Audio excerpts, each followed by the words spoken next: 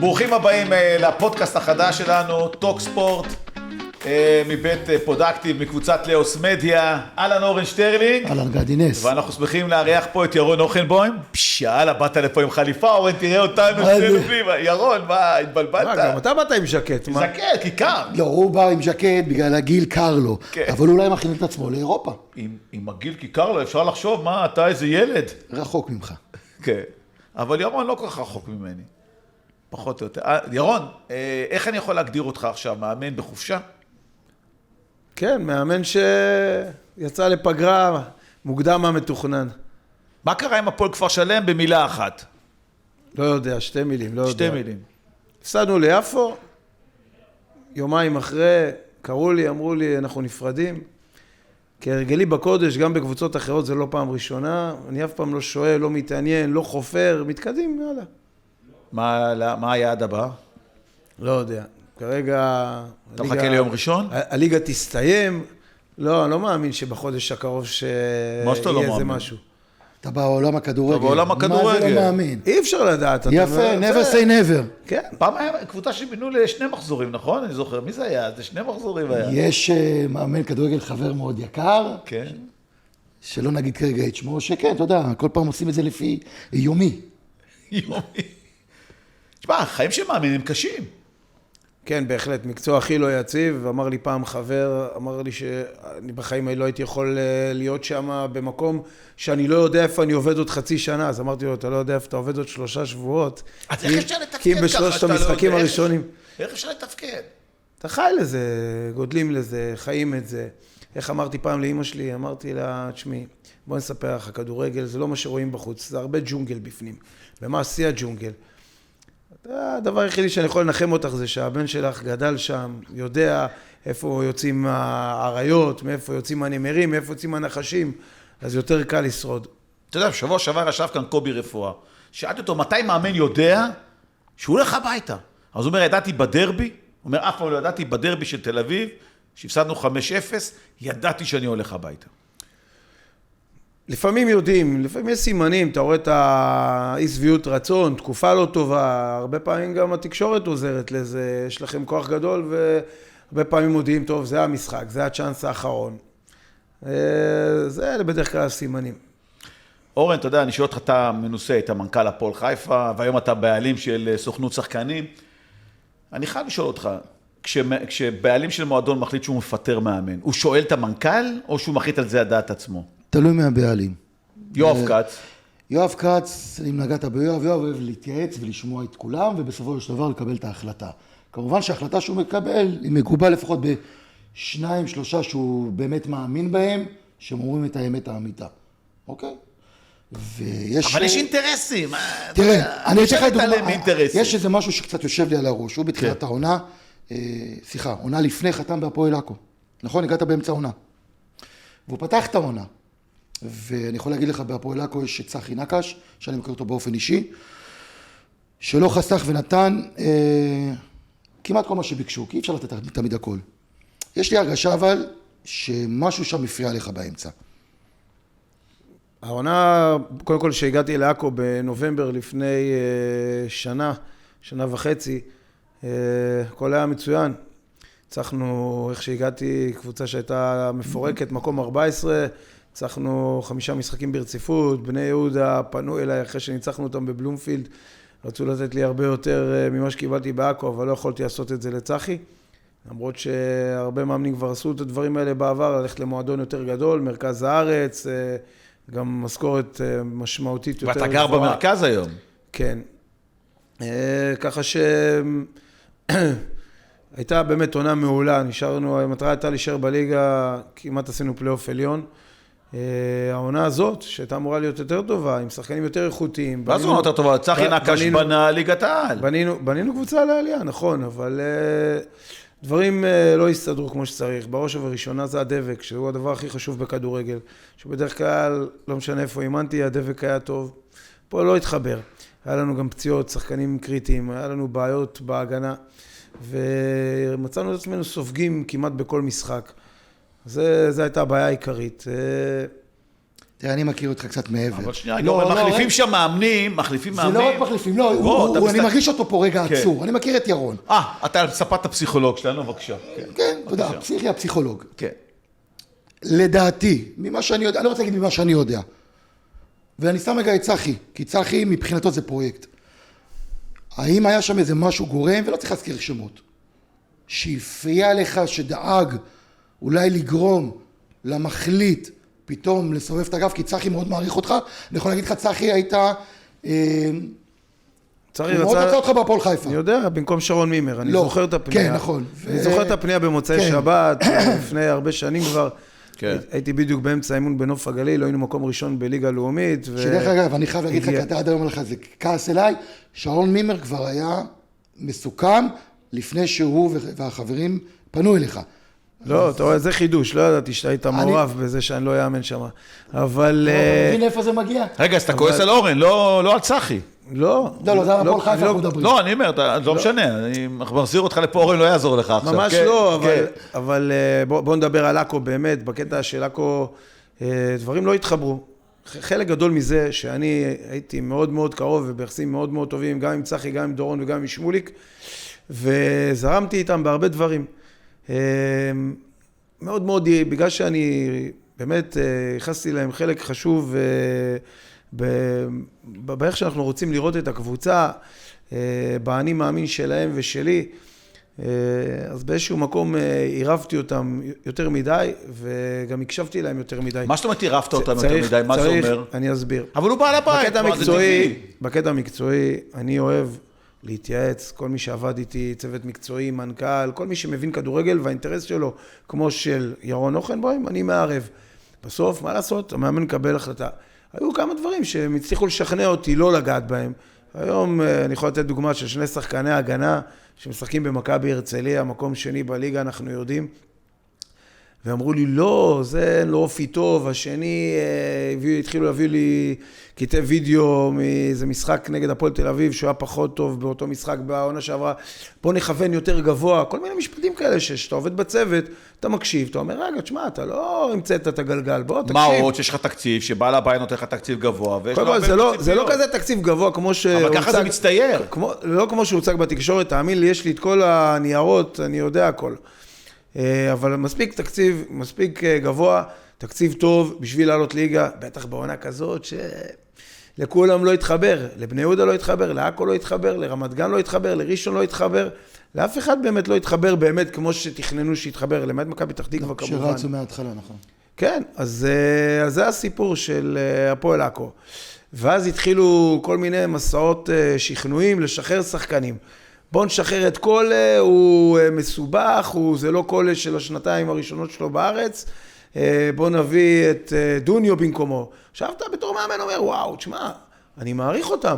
הם רוצים להביא לי דוניו עולה יותר מקולה. ודיברו על זה, 12,000 $14,000 נטו בחודש. לא, פחות. אבל דיברו על זה. פחות, אבל עדיין משכורת, וואו, פצצה לליגה לאומית. עדיין שחקן גם יותר טוב מקולה.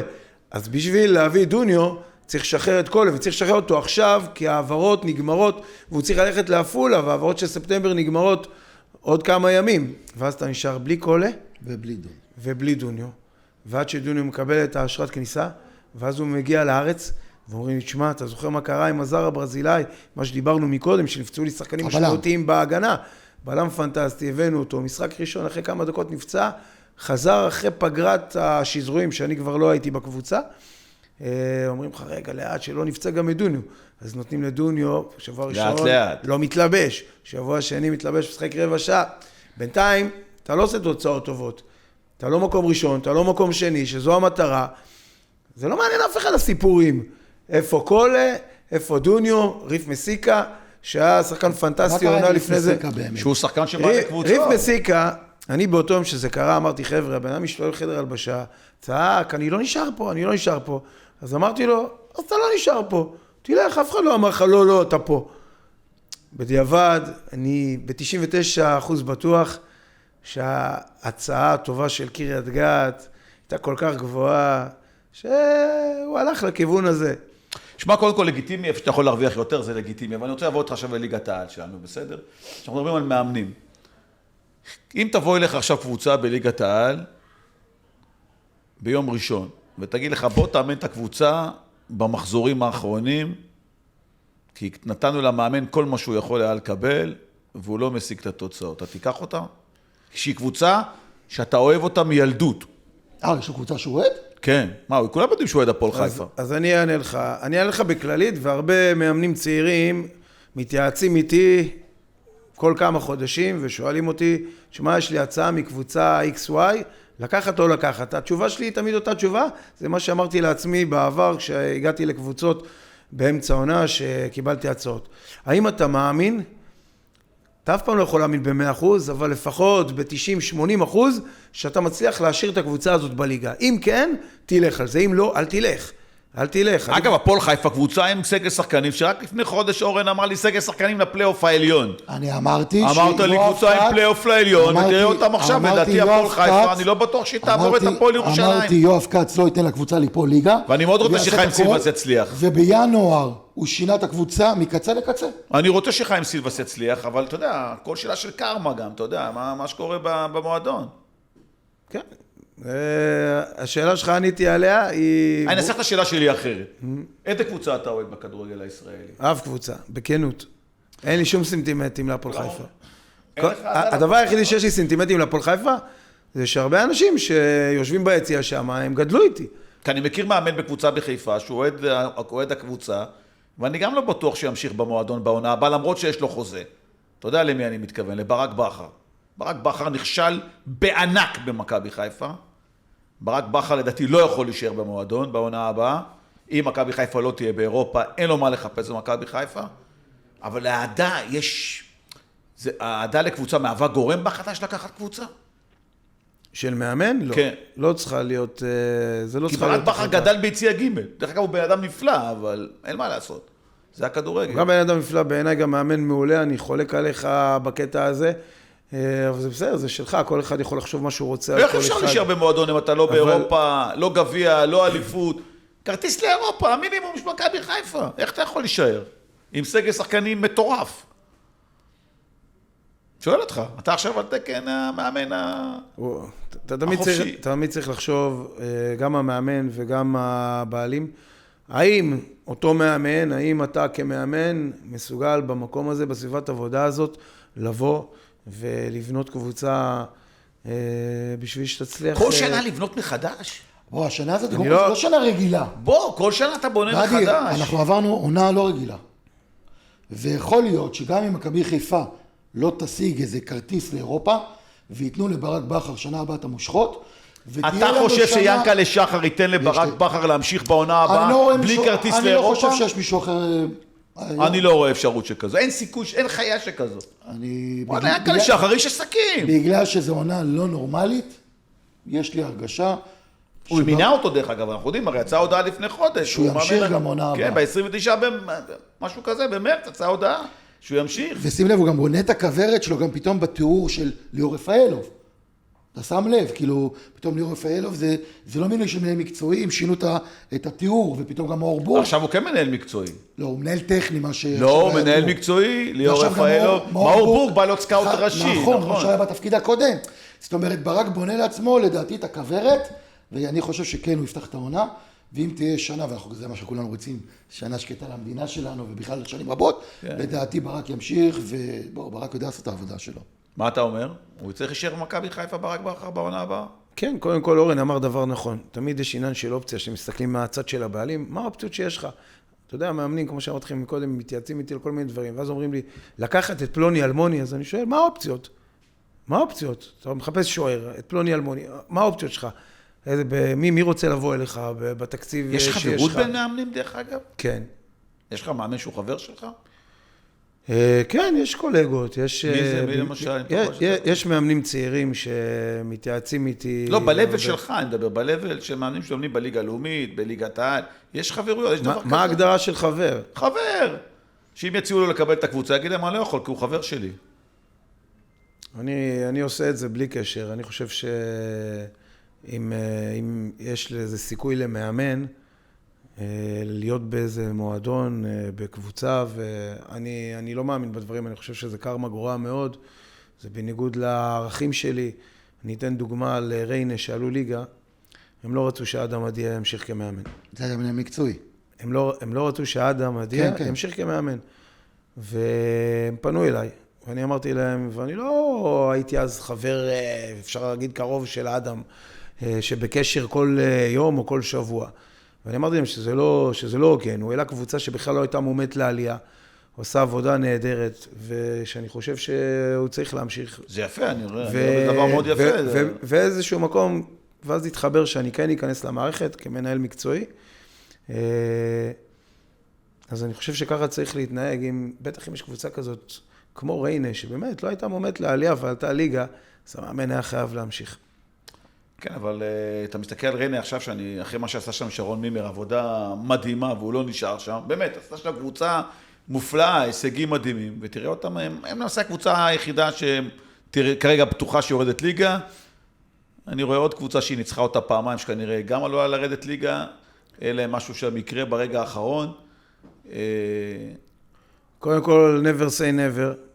אני חושב שריינה יכולה עוד להישאר בליגת העל? לא כל שבוע פוגשים את הפועל חיפה. לא הייתי מאמר על זה, אבל... אתם 6 נקודות, הפועל חיפה זה קבוצה כמו הדרבי, חוץ מהדרבי זה. אולי בגלל של... יש 2 קבוצות בליגת העל ששמחות שיש את הפועל חיפה. מכבי חיפה ובני ריינה. תמיד מנצחות. גם הפועל ירושלים דרך אגב לרוב. דרך אגב, שאנחנו היינו נפגשים מול ירון. ומכבי תל אביב בכלל. שאנחנו היינו נפגשים מול ירון. תודה לעומר שעוזר לי פה, כן. תמיד, אני... עמית, למה אמרתי עומר? גם בזמן היינו אומרים, מול ירון זה מלחמת עולם. אם זה שהיית מאמן בעכו ובנוף הגליל. בגלל זה אני מאמין גדול בקרמה ובדברים האלה של... גם אני מאמין. כמו שאורן אומר, הפועל חיפה, אני חושב שלא היו איתי בסדר, כמו שאומרים, ולכן במשחקים נגדם, כמו שאורן רצה להגיד ולא אמר, הם בדרך כלל היו מפסידים. אני לא אשכח את זה שהפועל חיפה עלו ליגה, בליגה שנייה לליגה ראשונה, אז הייתה תחזית של אחד המקומונים, של מה יקרה עד סוף העונה, שזה 7-8 משחקים, וניבאו את התוצאות של הפועל חיפה, ושהגיעו למשחק נגדי, לא זוכר את מי אימנתי אפילו, אז היה כתוב שיפסידו, למה? כי זה הכבשה השחורה. רגע, הוא כל הזמן אומר הפועל חיפה, שאתה לא אוהד הפועל חיפה, ככה אתה אומר, נכון? בכדורגל... רגע, בכדורסל, או כמו שאומרים בעברית נכונה, בכדורסל, לא רק אתה אוהד הפועל חיפה, אתה הכוכב מהקהל, השופטים סובלים ממך לא מעט. המזכירות, השופטים. הוא חבר המזכירות. כן, הוא יושב עליהם. קודם כל יצא במקרה שבכל השנים האחרונות המנויים שלי הם בדיוק בשורה ראשונה, באמצע מאחורי המזכירות. לא רואים אותו מחייך עכשיו. לא רואים אותו מחייך במקרה. לא, זה באמת יצא במקרה. הילדים שלי לא רצו לשבת על הפרקט. וככה יצא שאמרו לו רק ביציאה. אגב, זה לא פשוט לשבת על הפרקט, כי אתה פוחד שיפלו עליך עם ענקים. יכול להגיד לך, אני לכדורסל לא הולך בהפחד הזה שבטעות, כדורסל זה אינטנסיביות, זה יותר אמוציות. ופעם אחד המשחקים האחרונים שהייתי, לפני 3-4 שנים, כמעט, ברחה לי הרגל לכיוון השופט, כי ישבתי על הפרקט, מאז אמרתי, אסור לי לעשות את זה, וירון הוא כוכב בכדורסל. במקרה ברחה לך הרגל. לא, אז אני רוצה להגיד לכם שאני מגיע מאוד מאופק, אבל לפעמים שמגיעים לרבע הרביעי, וזה צמוד, והם באים למוניטור השופטים, אז אני צריך לעזור להם. כן, חייב. רגע, ומכירים אותך הרי, נכון? רובם הרי מכירים אותך. מה אומרים לך? ירון, תירגע? מה אומרים לך? לא. לפעמים מחייכים, לפעמים זורקים איזה מילה, אבל לא, להירגע אף אחד לא אמר לי. למען האמת, אם כבר דיברתי עם הפועל חיפה כדורסל, זה אהבת ילדות, זה אי אפשר להסביר את זה בכלל. זה משהו משוגע לגמרי. אני מודה, אני ישבתי בגוש וו. אני בן 54, כמעט 55, וקודם כל חוויתי טראומה נוראית שהקבוצה התפרקה. אני מנער צעיר שהכיר כל שחקן בליגת העל בכדורסל. גם את השחקן ה-12 של מכבי כפר המכבייה, רמת גן. כל שחקן הכרתי בליגה, ידעתי את הגובה שלו, את המספר חולצה שלו. הגעתי למצב שהייתי קורא עיתונים, שהיו עיתונים פעם, וכשהייתי מגיע לדפים של הכדורסל, פשוט הייתי מעביר, הייתי בהכחשה.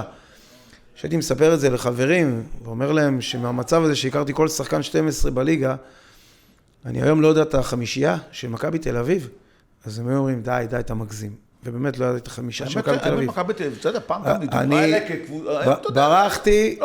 ברחתי מהכדורסל, ברחתי. אבל חזרת בשנים. בהכחשה. אני זוכר שעוד ניסיתי, היה איזה שחקן וירטואוז בגליל עליון, אז עוד ניסיתי ללכת למשחקים, הייתי נוסע לכפר בלום, לא, אבל זה היה קשה בלי הפועל חיפה. זהו, ואז את הנתק של השנים. פתאום יום אחד אתה קורא במקומונים שיש קבוצה בליגה ב', בליגה א', לא התקרבתי, זה לא עניין אותי בכלל, לא עניין אותי גם, ואז הם התחרו בליגה ארצית ולקח כמה שנים לעלות מליגה ארצית, כל פעם שהיה איזה משחק קונן עם הפועל רמת גן, אז היו כותבים, והייתי מחכה לשבוע הבא לשמוע, לקרוא מה נגמר שמה. אבל שהגיעו לליגה לאומית, התחלתי ללכת. והכל חזר אליך?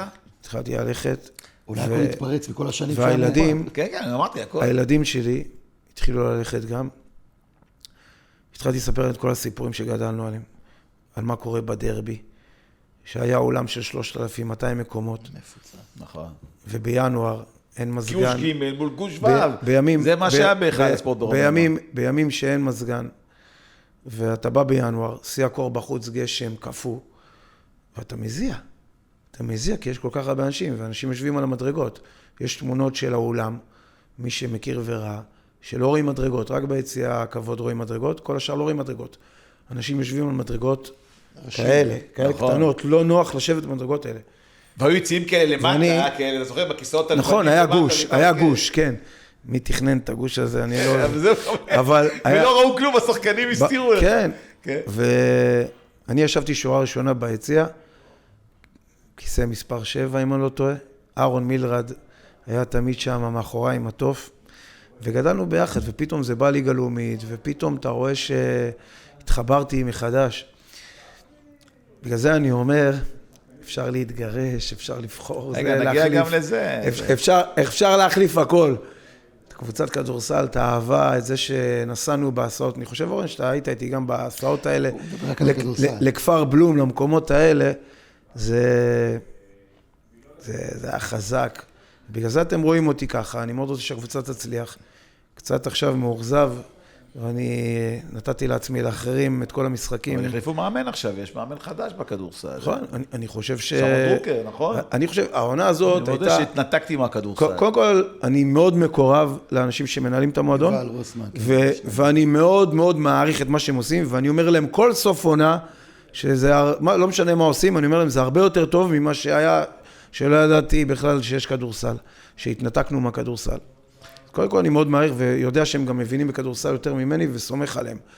בתקופה האחרונה לא הבנתי את השחרור של עזר, הלוואי שיגידו לי שטעיתי ושאני אגיד כן, טעיתי ושאני חייך. לא יודע איך משחררים את השחקן הכי טוב בקבוצה שמצליחה. אתה מאמן שהוא הדביק את כולם. הוא הדביק את כולם. אף אחד בכלל לא חושב על עלייה, הוא הדביק את כולם, הוא עשה את הכל. פתאום המאמן אני שומע גם משוחרר. אז אני מכין את המשחקים הקרובים, אבל בפלייאוף אני אגיע, לא משנה מי יאמן, לא משנה מה היה המצב. הנה, אני רואה כבר את הסרטון שיורד, למה ירון אוכלבוים מחרים את הפועל חיפה בכדורסל, עכשיו אני רוצה לחזור אותך לכדורגל, בסדר? אני חייב להבין את הנושא של שחקנים זרים. מביאים לכם קלטות, יש את הסקאוטים למיניהם, סלח לי, אורן. על סמך מה אתם מקבלים החלטה לקבל? על יחסים עם... עוד פעם, תסלח לי, יחסים עם סוכן שחקנים, או מקצועית? אורן, אתה רוצה להשיב לפניו? תשמע, היום הכדורגל די התקדם. בוא, אני קצת אזור. לא, יחסים שמאמן עם סוכן שחקנים. יש לך וואי סקאוט, ואתה יכול לראות את השחקן, ואתה גם יכול לבדוק גם את ההתנהלות שלו מחוץ למגרש. אני יכול להגיד לך שיש כמה שחקנים זרים שנחתמו השנה בפועל חיפה, שאני באופן אישית אמרתי ליואב, יואב, עם טיפה בדיקה אחורה, היית מגלה סיפורים שלהם, הם לא היו מגיעים לפועל חיפה. בוא לא ניכנס לשמות, כשלא נפגע בהם. בוודאי שלא. אבל אני חייב שאותך, ירון, איך מקבלים החלטה, אתה יודע, ששחקנים, ואתה רואה נניח שחקנים מכבי חיפה במיליונים, מיליוני יורו, והם לא פוגעים, איך זה יכול להיות? אני רוצה להישאר בצניעות, אבל אתה לא נותן. כן. והשאלה הזאת לא מופנית לבן אדם הנכון, כי אני חושב שאם תסתכל, רוב הקריירה שלי היא בליגה לאומית. תסתכל על שחקנים כמו חוליו סזר, מי הביא אותו לארץ? יש לי עוד הרבה דוגמאות. אז תן, אני אשמח.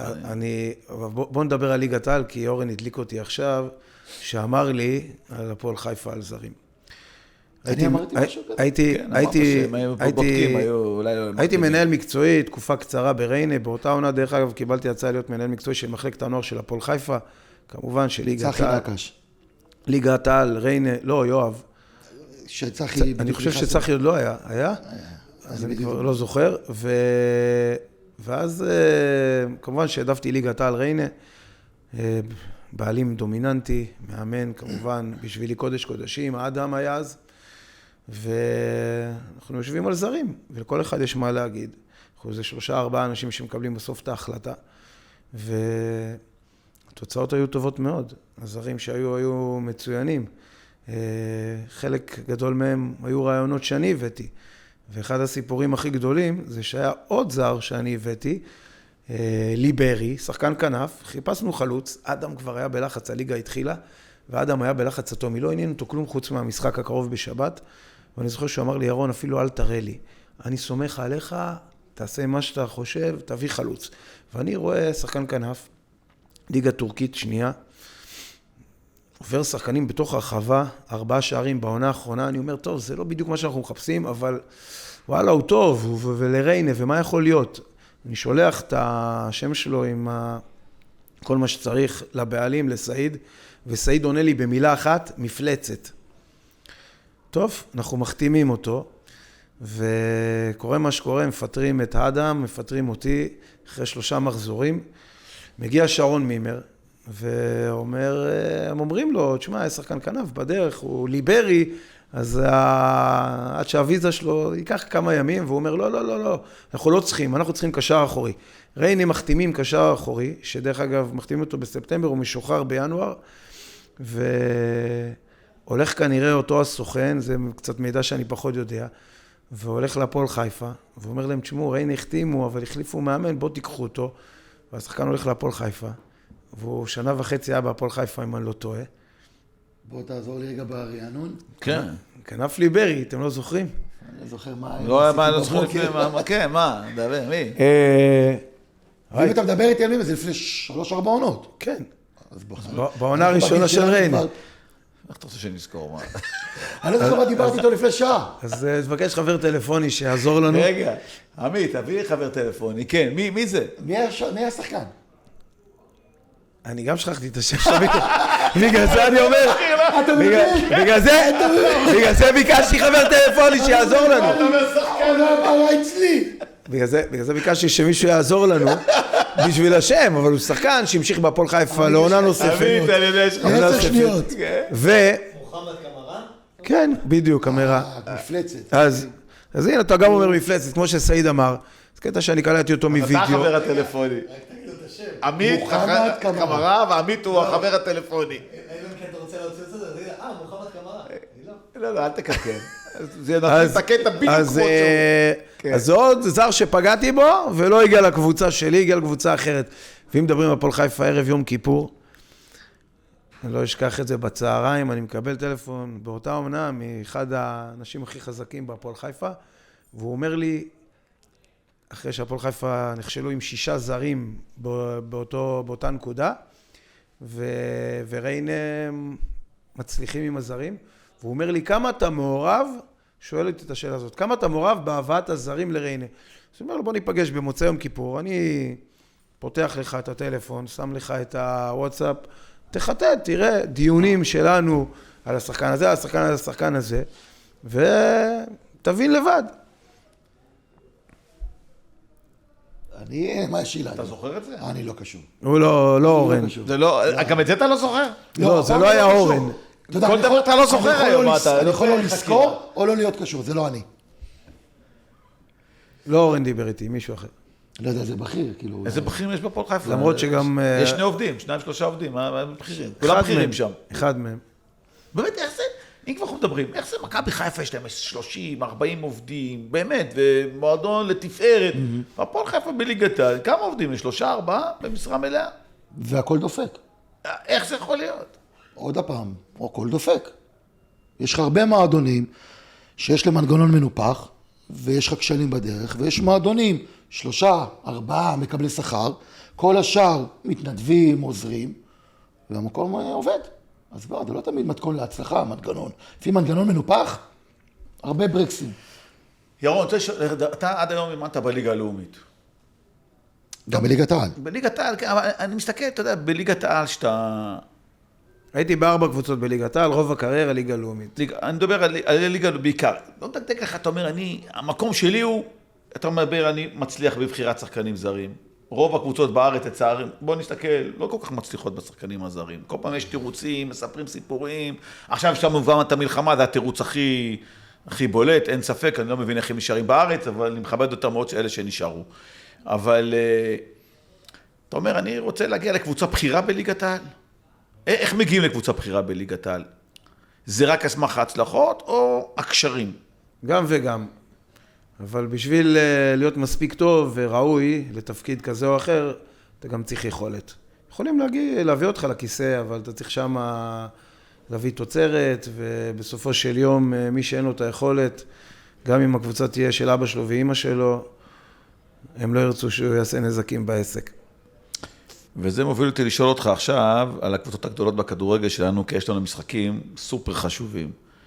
יש הפועל באר שבע, בית"ר ירושלים, קרב בין רן קוז'וך לברק יצחקי.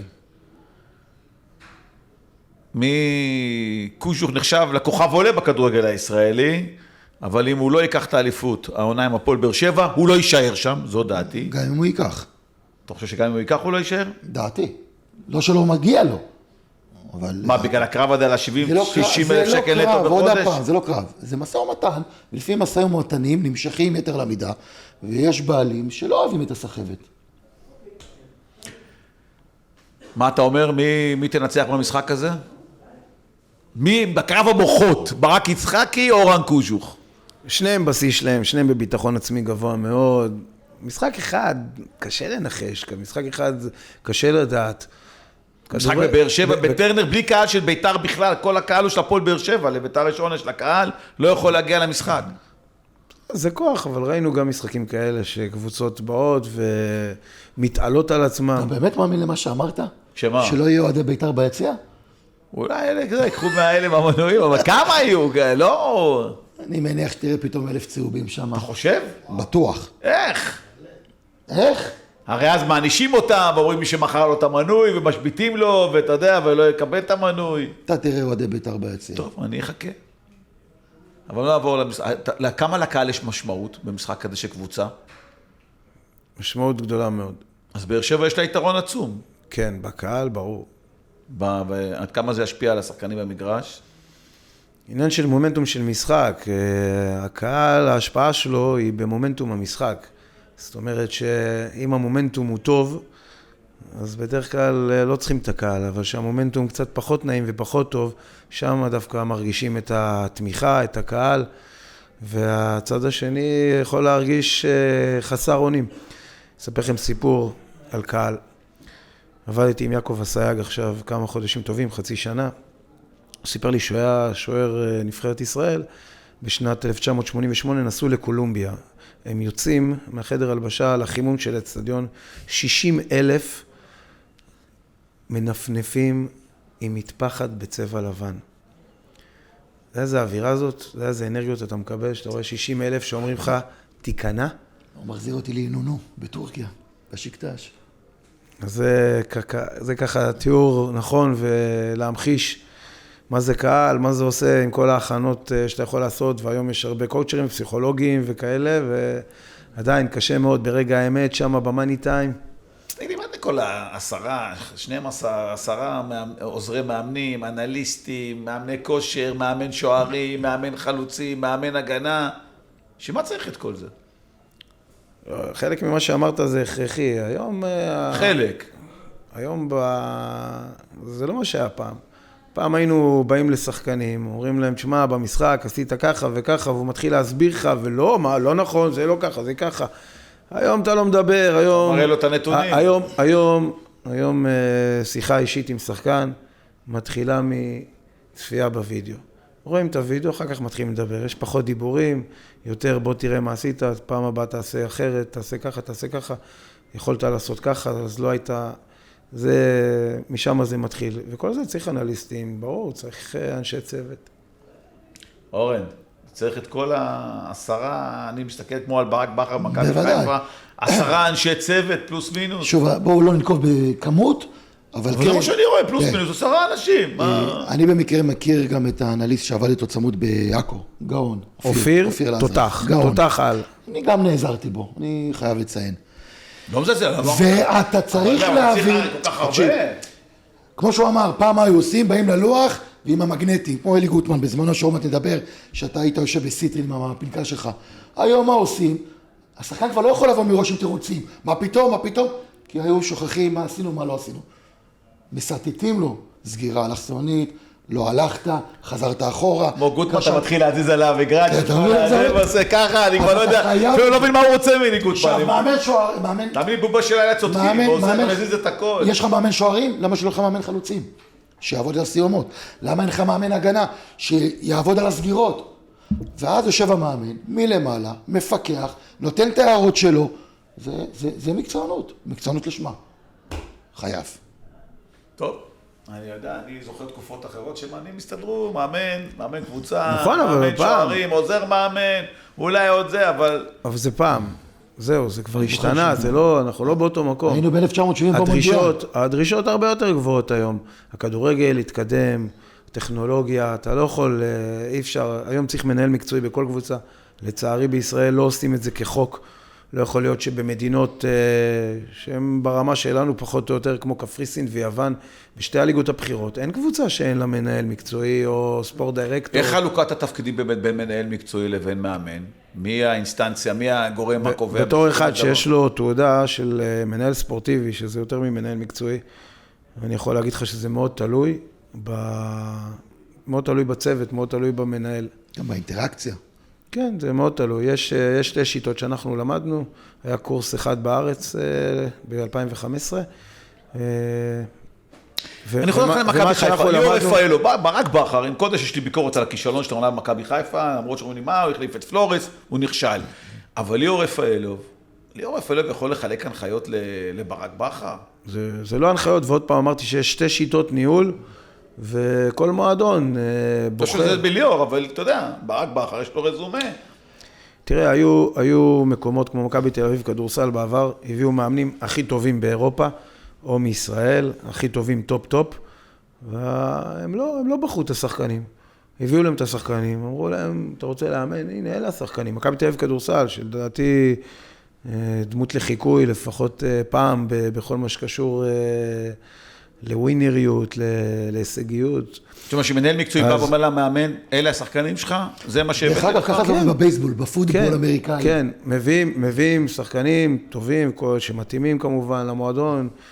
יש בחירה מאוד מדוקדקת מן הסתם, עם אנליסטים, עם סקאוטינג ברמות הכי גבוהות, ומביאים את השחקנים וזה. ויש שיטה אחרת, שמביאים את רשימת שחקנים, סתם דוגמה, בוא נלך לכדורגל עכשיו, מגן ימני, 1, 2, 3, 4 בחירות, והמאמן בוחר מישהו שהוא, אני בעד השיטה הזאת דרך אגב, כי אני חושב שאם אתה מביא שחקן, והמאמן לא רוצה אותו, לא מחזיק ממנו, לא בא לו טוב, whatever, אתה תפסיד את הכסף, וזה כבר התחלה לא טובה גם, כי השחקן לא ישחק, ואם הוא ישחק, יש דברים שאנשים, וזה לא משנה אם זה מאמן, שחקן, כל אחד מאיתנו קולט בשפת גוף, באנרגיה.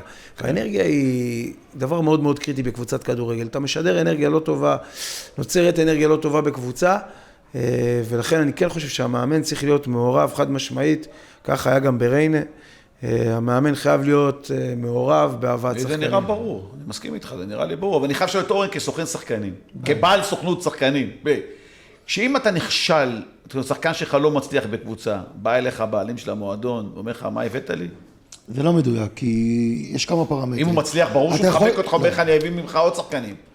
אתה יכול להציע שחקנים עם רזומה אדיר, אבל פתאום שמגיעים לפה, שבוע לפני העלייה למטוס, האישה אומרת לו, תשמע, אני לישראל לא מגיע, אבל הוא כבר חתם, ואז הוא מגיע עם משקולת מהבית, או פתאום האקלים, פתאום המנטליות. המלחמה, יש דברים שפתאום לא מתחבר והם לא יכולים, לא קראו מקרים שבאו לפה כוכבים, דרך הדוגמה, אוליאנוב וג'ובאני רוסו הגיעו להפועל חיפה להתרשמות, בעונה של אברהם גרנט. עשו סיבוב דאווין ונשלחו הביתה. לא נקלטו. אלי גוטמן מגיע לאמן את הפועל חיפה, חוטף אותם.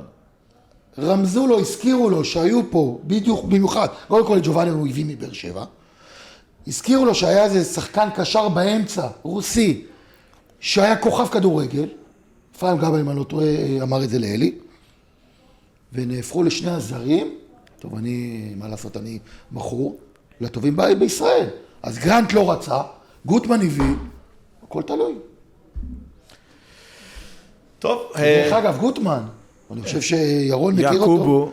יעקובו, לא רצו אותו באיזה גיל בראשון אבל? לציון. באיזה גיל אבל? לא, שעד הוא שאל להפועל כפר סבא. לא, אבל אתה מדבר על יעקובו באיזה גיל זה היה. בן כמה הוא היה? אתה לא יודע, אני מבין מה הוא רוצה. בוקולי הגיע למכבי פתח תקווה, ואמרו לא. הפועל רמת גן היה, לא? איפה היה אז בוקולי? קודם מכבי פתח תקווה. הוא בא להיבחן במכבי פתח תקווה. לא קיבלו אותו, הלך לליגה שנייה. זה היה הכי נצרת. להפועל רמת גן, אחר כך הכי נצרת. ואז, תשמע, הוא גם היסטוריון, הוא זוכר כמעט כל דבר. אני? כן. אתה יודע, ממש לא. יש לו איזה... הנה, זכרת עכשיו, חוץ ממה שנכשלת קודם בשחקן שלא זכרת מי הוא היה ובחנת אותנו. מי? קמרה? כן. רציתי לראות אם אתם זוכרים. כן, כן. ואין לא זוכרים. אבל ציפור כרגע שלחה לי הודעה, כן. שראו אותך, אתה יודע שהיית יותר צעיר ויפה, המון בסיטרין. מסתודד, חשוב בהתחלה תאמן איזה אלי גוטמן. בלש. מה עשית שם בתור נער צעיר בין... לא הייתי נער. טוב, הייתי נתן לנו... הייתי בשנות ה-20 שלי, התחלתי לאמן בגיל 23, אימנתי ילדים א', אחר כך שנתיים נערים ג', והכרתי את אלי עוד מהקייטנות כדורגל, יש בינינו פער של 12 שנים, ואחד הדברים שהוא אמר לי, שזה דרך אגב לא הכי נכון, אבל יש בזה משהו, זה שאני לא אהיה יותר מ3-4 עונות, במחלקת נוער, כי אז יהיה לי שם של מאמן מחלקת נוער. אני מכיר גם כאלה שעשו את המסלול דרך מחלקת נוער, בגלל זה אני אומר שזה לא הכי נכון, אבל יש בזה משהו. ובאמת, זה משהו שכל הזמן ישב לי בראש. ובגיל 26, אני לא אשכח את זה, לוקחים אותי המנהלים המקצועיים של הפועל חיפה של מחלקת הנוער, אמנון רז ושלומי דרי, לשיחה, שלקחו את כל המאמנים שהיו במחלקת נוער, עם 20 שאלות זהות, שהשאלה האחרונה, זה היה בפסח, ככה לקראת סוף עונה, שאלה האחרונה, מה התוכניות שלך לעונה הבאה?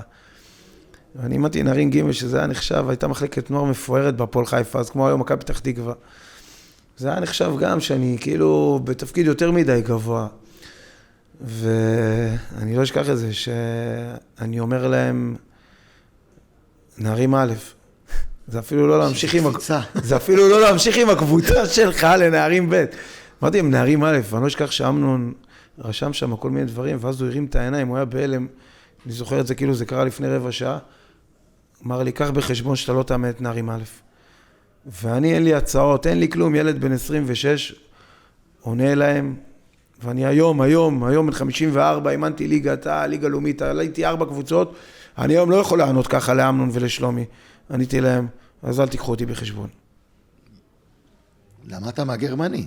ואז אימנתי ליגה ב' בוגרים בגיל 26, הייתי מאמן בוגרים הכי צעיר בארץ, שאחר כך שברו את השיא שלי, גיא לוזון בגיל 25, וחי אבייב בגיל 24 כבר אימנו בוגרים, אז זהו, וככה הלכתי מליגה ב' לליגה א', לליגה ארצית שהייתה ליגה ארצית, לליגה לאומית וככה. הוא היה שם בסיטרין, עם פנקס. לא, אני מכיר את הסיפור. הסיפור עם סיטרין זה שבכל התקופה הזאת, שאימנתי אימונים אחרי צהריים במחלקת נוער, בליגה ב' ובליגה א', אז הייתי הולך כל בוקר, לא משנה, גשם, לא גשם, חיפה, סיטרין, נוסע. באמת זכיתי, ואני חושב שעם כל הכבוד לקורסים שעשיתי מדריכים, ואחר כך מאמנים A ופרו וזה, שם למדתי הכי הרבה. אתה מקבל את דרור קשטן, זיכרונו לברכה, כל אימון במשך עונה. איוון קטליטניץ' שהיה עוזר מאמן נבחרת קרואטיה, אחר כך אברהם גרנט ואלי גוטמן שממנו, לאלי התחברתי הכי הרבה. אלי בתור אחד שהיה רואה את האימונים, ובא אחר כך בשבתות ורואה את המשחקים, אז ראיתי במשחק, ראיתי את האימון. ראיתי איך זה עובר מהאימון למשחק, ומאוד התחברתי לזה. אני לא אשכח שהייתי במשחק בראשון לציון, מחזור ראשון של עונת האליפות. 4-0, אם אני לא 4-0, אתה לא טועה. אני זוכר דברים. 4-0, אתה לא טועה. ובסוף המשחק התקשרתי לאלי ואמרתי לו, מברוק, והוא התחיל לקלל אותי. אמרתי לו, אלי, עונה שעברה לא התקשרתי להגיד מברוק. אם אני אומר לך מברוק, אמרתי לו קבוצה שב-4-0 מחזור ראשון, שיא החום, ראשון לציון, ואנשים בדקה 90 קופצים. אני רואה כבר תמיד מסתכל על השעון, קופצים. כמה יש לנו עוד רבע שעה, 10 דקות? לפי הרישומים שלך? קופצים שם קופצים, נלחמים, עושים גליצ'ים. זו קבוצה שתיקח אליפות. בוא נעבור למשחקים צפויים בליגה, חשוב לנו עכשיו, בסדר? אורן, קדימה. הפועל חיפה, הפועל ירושלים, תן תוצאה. אני לא עוסק בהימורים, זה תשאל את אורן. ניחושים, לא הימורים, ניחושים. הפועל חיפה, הפועל ירושלים, טדי, יום ראשון, הפועל ירושלים, בלי זיו אריה, עם ליאור זאדה כמאמן, מול הפועל חיפה. משחק מאוד דרמטי וחשוב לחיים סילבס, שאני מודה שאני מאוד רוצה. להפועל חיפה, זה משחק חשוב להפועל חיפה. אתה לא אובייקטיבי, אני שאל את ירון. אני חושב שפוטנציאל של השחקנים יותר גבוה בהרבה, מומנטום לא טוב בשתי הקבוצות, אבל הפוטנציאל של הפועל חיפה הרבה יותר טוב. צריך ללכת עם הפועל. הפועל חיפה, יש הפועל, זה שתיהם הפועל. הפועל חיפה. אורן, אתה אמרת גם הפועל חיפה. חייב, תשמע, עוד הפעם, אתה אומר, זה עתיד של סילבה, זה עתיד של מועדון. להפועל חיפה, במיוחד במתכונת של עכשיו, אסור לה לרדת ליגה. אסור לה. מכבי חיפה, מכבי תל אביב, מוצאי שבת, סמי עופר, משחק שדעתי הוא דרמטי ויכריע גם את עתידו של ברק בכר כמאמן מכבי חיפה, זו דעתי. מה אתה אומר? קשה לנחש. למה קשה? קשה. לא, תנסה, בוא. זה סתם, אל תהיה תשובות של גוטמן. אני לא יודע להאמר. כן. אני לא יודע להאמר. תחזית, איך אתה רואה את הקבוצות שמגיעות? מה אורן אומר? אני ווינר לא ממלא. מה אני אומר או מה אני זה? כמו שאתה אומר, זה משחק קשה, וואו. מכבי תיבה בתנופה, העפילה לגמר, ניצחה את מכבי חיפה, העפילה לגמר, ניצחה בדרבי, עזוב את הנקודות. אבל הם מגיעים בלי דור פרץ. זה משחק של צהוב נגד בלי ירוק. דוידה, זה כן. יריבויות. הם מגיעים לסמי עופר. זה יריבות אחרת. קשה. אם זה היה בבלומפילד, היה יותר קל.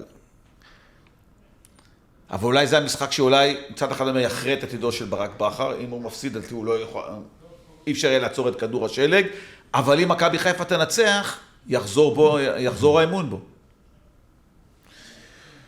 כל ספקולציות, לא בטוח שאם הם יפסידו, לא ימשיך. לא, זו הערכה שלי, זה רק הערכה. ואני מאוד מחבב את ברק, באמת, שהוא איש נפלא, אבל הוא לא יכול להישאר מכבי חיפה, הוא צריך להחליף מועדון.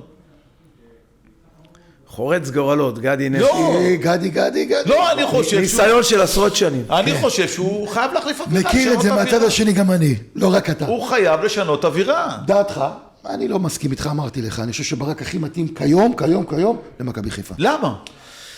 כי אני לא רואה, ויסלחו לכל המאמנים, דיברנו על זה בעבר, לדעתי כל מאמן אני כבר רואה בראש איפה הוא הולך להיות שנה הבאה, ברק הכי מתאים. איפה יש שרון מימר בעונה הבאה? אני אגיד לך אחרי הפודקאסט. איפה אני חושב, דרך אגב, ואמרתי לו את זה גם השבוע בשיחת טלפון.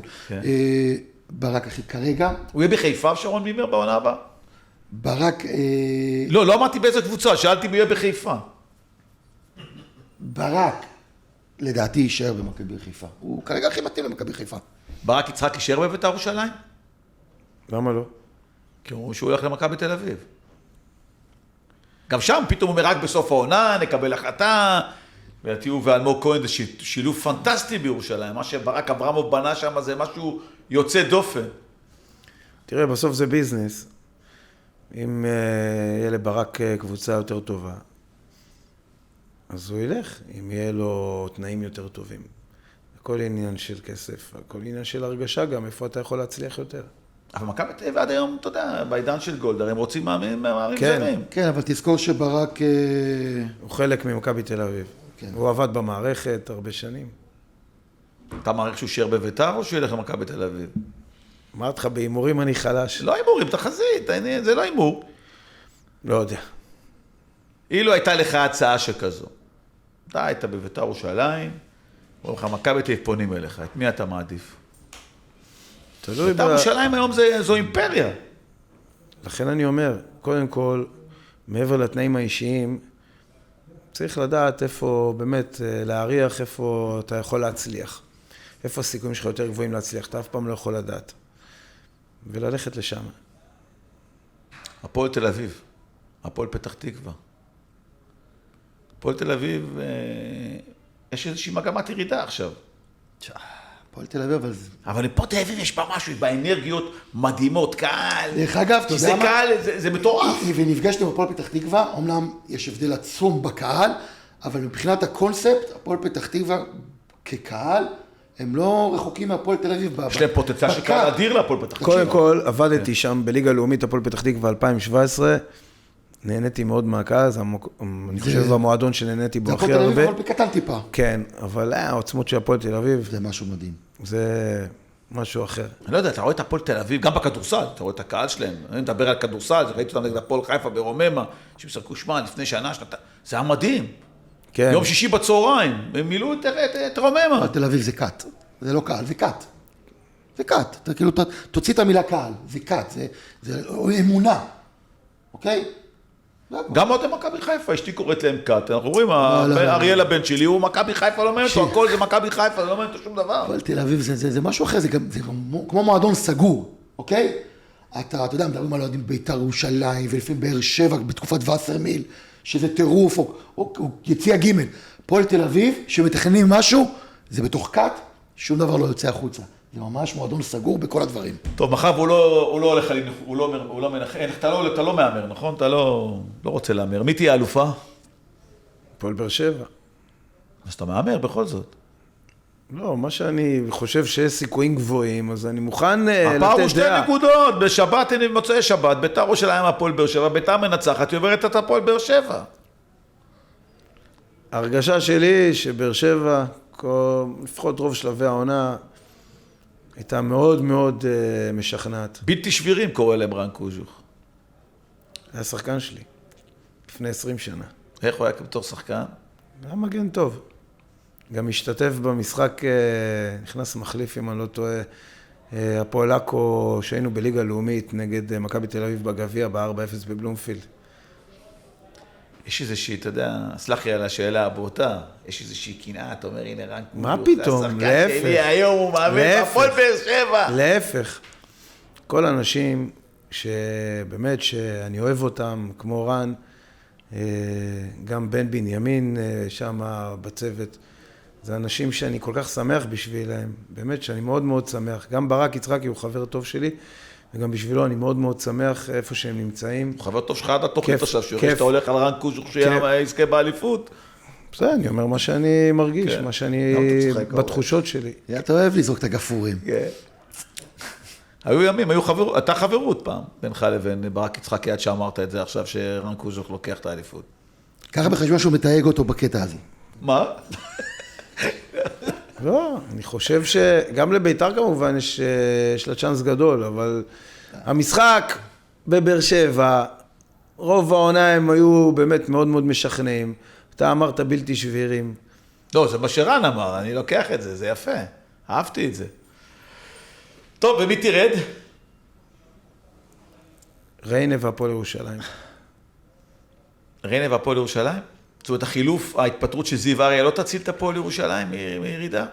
זה הפתיע אותי דרך אגב, לא חשבתי שזיו אריה ילך אחרי 7 שנים והתפטר, אז יסיים את העונה ויגיד שהוא לא ממשיך. עוד פעם הפתיע? מה מפתיע בכדורגל? לא הפתיע אותי, אני אומר באמת, כי זיו אריה נראה לי חיבור, לא הזיזו אותו גם שהם נראו רע מאוד. נכון, את האמת, פתחו את העונה, 7-8 משחקים. יאמר לזכות הפועל ירושלים, שפחות אפשר להגיד את זה על נוף הגליל, שבימים קשים, וזיו אריה, ההתחלות עונה שלו, היו חלשות, ועדיין הם ניצבו מאחוריו כמו גדולים, ואני חושב שחלק גדול מההצלחה של הפועל ירושלים, זה היכולת באמת, כל מה שקשור לניהול, וגם זיו אריה שהוא באמת מאמן, אני חושב שיש להם חלק גדול בזה. אבל להגיד הפתעה בכדורגל זה קצת, זה גובל בנאיביות. נאיביות, גדי, זה תכונה אולי נחמדה לילדים עד גיל 15, מעבר ל-15 זה נאיביות לא כזה. אני כבר רואה את אורן מתכן את השאלה, הוא שמע נוף הגליל, אני כבר רואה אותו, כן, ראיתי כבר נוף. ובכדורגל, כמו שבכדורגל יש הפתעות, לא כמו בכדורסל, בכדורסל מישהו יותר טוב בדרך כלל מנצח. בכדורגל יש הפתעות, אתה יכול להתקיף, אתה יכול זה, אתה יכול להפסיד.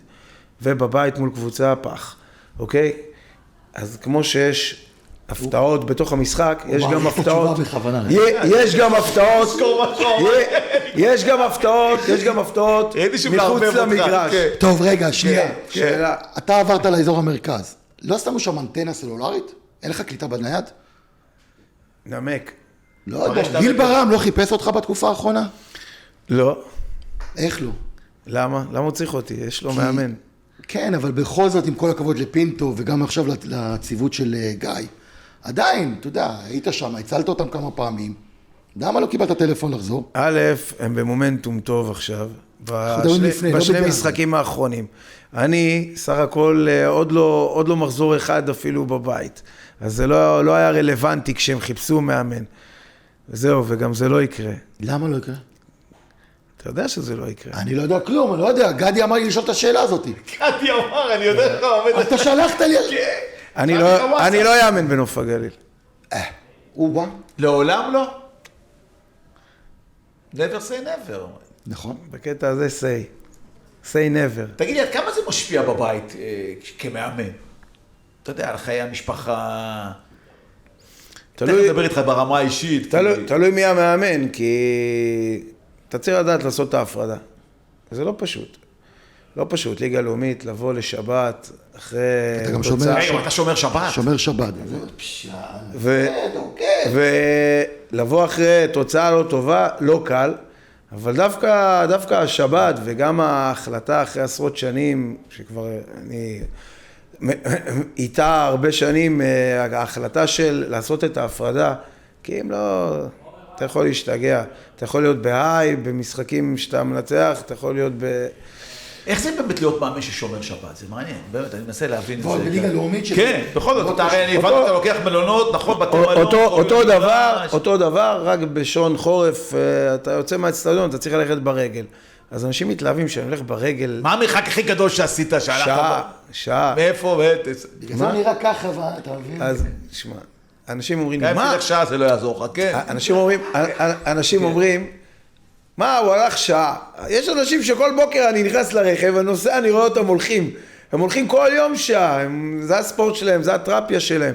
אז אני פעם הולך שעה, זה שטויות. אבל תן מגרש הכי רחוק.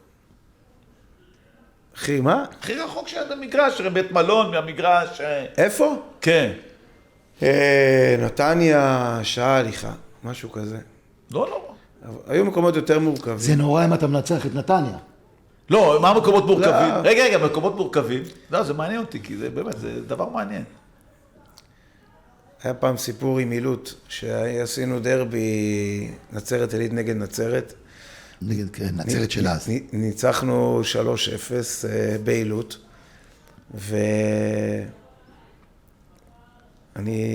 הריח לי שהאוהדים של אחי נצרת יחכו לי, אני צריך ללכת איזה חצי שעה ברגל. אתה צריך לעלות שם, נכון?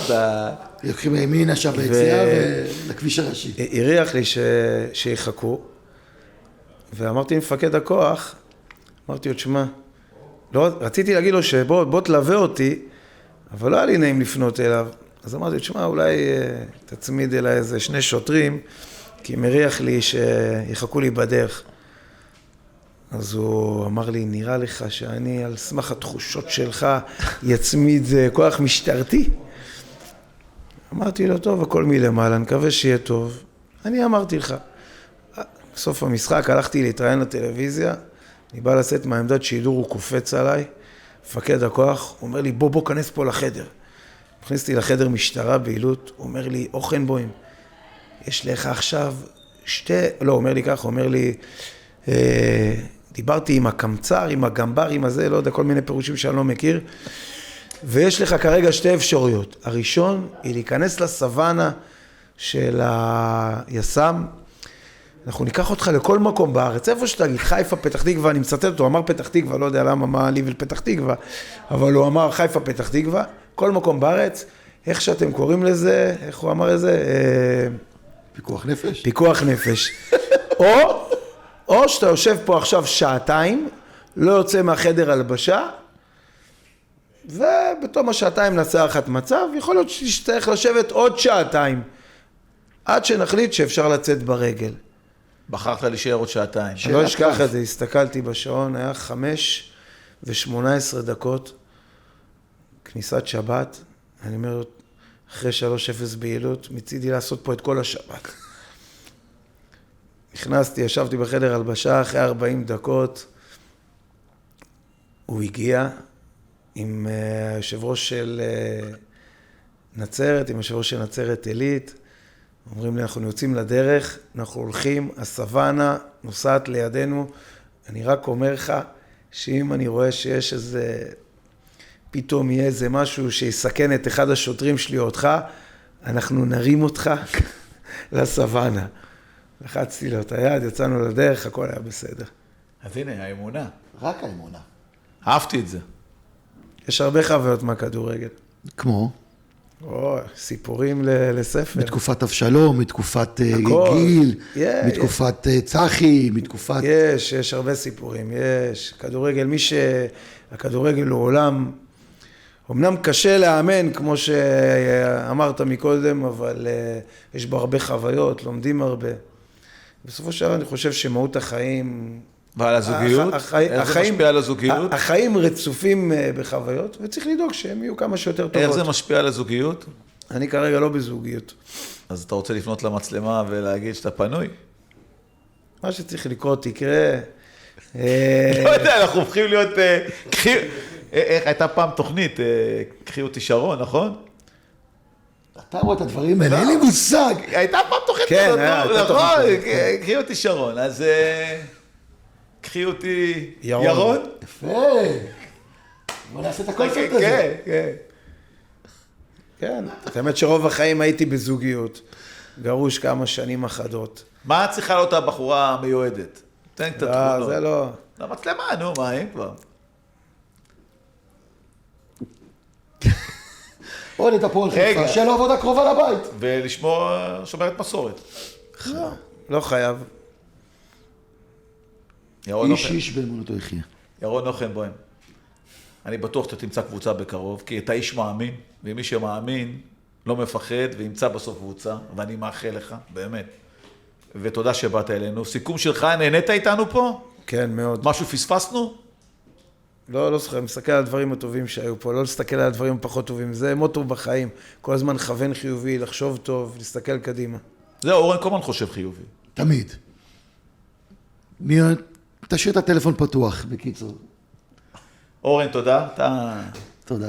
תודה רבה לך, ירון נוחנבוים. תודה רבה לכל הצוות שלנו כאן, ולהשתמע בתוכנית, בפודקאסט הבא שלנו. להשתמע בתוכנית הבאה, ואם נהניתם ואהבתם, תעשו לייק, תשתפו, בעיקר שירון יקבל תגובות גם מהמיועדות.